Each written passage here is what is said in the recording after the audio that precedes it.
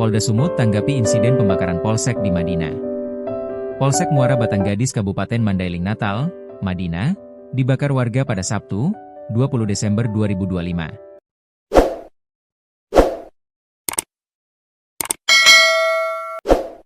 Pembakaran Polsek Muara Batanggadis ini disebabkan emosi warga terkait bandar narkoba bernama Ramadan diduga dilepaskan.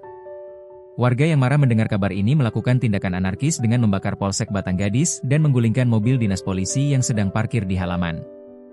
Berdasarkan kronologinya, kerusuhan ini berawal dari sweeping yang dilakukan oleh warga, mayoritas ibu-ibu, di Desa Singkuang pada Jumat, 19 Desember 2025. Warga mencurigai adanya peredaran narkoba di wilayah tersebut dan menangkap seorang pria yang diduga sebagai bandar narkoba yakni Ramadan. Pria tersebut kemudian diserahkan ke Polsek Muara Batanggadis oleh warga. Namun, kabar beredar bahwa pria tersebut dilepaskan oleh pihak kepolisian. Kabar ini pun memicu kemarahan dan kekecewaan warga.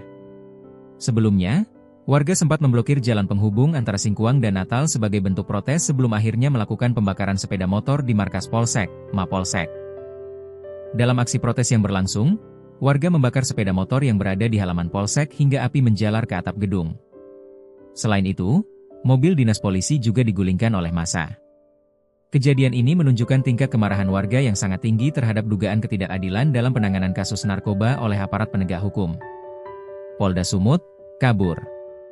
Kabid Humas Polda Sumut Kombes Ferry Walintunkan menyampaikan, sekelompok warga dari Desa Singkuang I dan Singkuang II mendatangi markas kepolisian sektor, Polsek, Muara Batanggadis, yang berujung pada aksi pengerusakan dan pembakaran fasilitas kepolisian.